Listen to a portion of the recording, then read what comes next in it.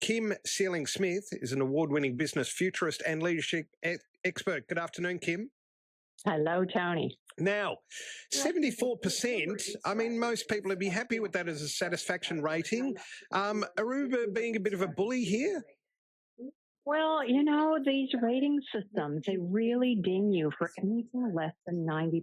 In fact, if you look at Uber's website, it says that you can be taken off for like 80 to 85%.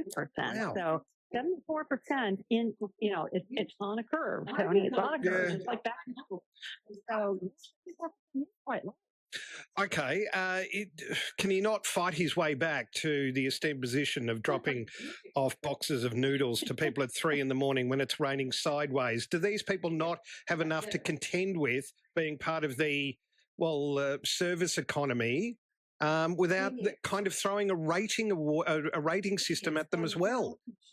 Well, Uber Eats drivers is, kind of a special category, and I'm not sure that Uber Eats drivers should be rated. But Uber drivers, I mean, if you think about it, you're putting your safety in the hands of a stranger and not regulated like the taxis are. So I quite like the rating system on the Uber side of things, Uber Eats side of things. But I'm like you, Tony. I'm really concerned about my own rating because I've dropped stars as well, and I think that I'm a perfectly nice person.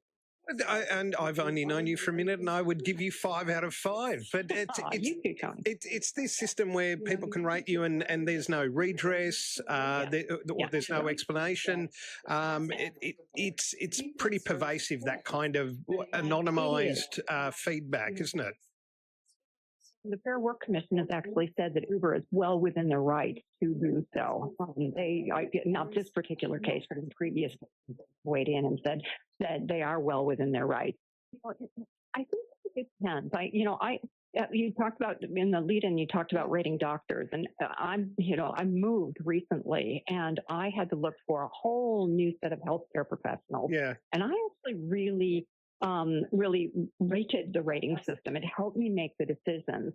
But things like Uber Eats drivers and other things, I mean, it's not like the American tip system, which everybody hates, including myself. You have to tip for everything. Here, you have to rate everything. And I do think it has gone overboard. I think it serves a place, but it has gone overboard. And, in the case of the Uber Eats drivers, it's like that. Really got to shoot for a high rating, and there's no transparency into how to actually achieve that.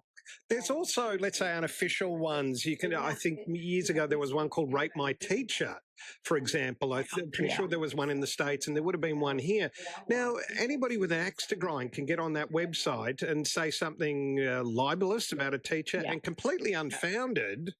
And that is the danger too, inherent in any kind of feedback system like this, isn't it, Kim Seeling Smith, who is an award-winning business futurist and leadership expert?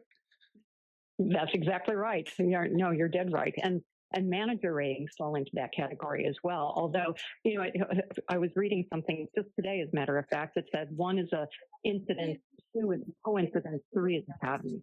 So if you've got 1 flaggy rating, that's okay. But if you've got more than 3, then it does indicate a pattern, and you should pay attention to it. But yeah, these things, anybody with an axe to grind can go back and flag somebody off without a lot of recourse in some of these rating systems. You're dead right. I'd just be worried if I was running Uber in Tasmania. You're not exactly flush with people who are happy to drive all over that particular state, which has been compared to Taiwan this week, which is interesting, which I guess means that Taiwan will soon have an AFL club as well. But you mentioned Fair Work Australia saying a rating system was legal. On what grounds? I mean, look, on the face of it, clearly it's not illegal, but isn't there an ethical dimension that should have been considered?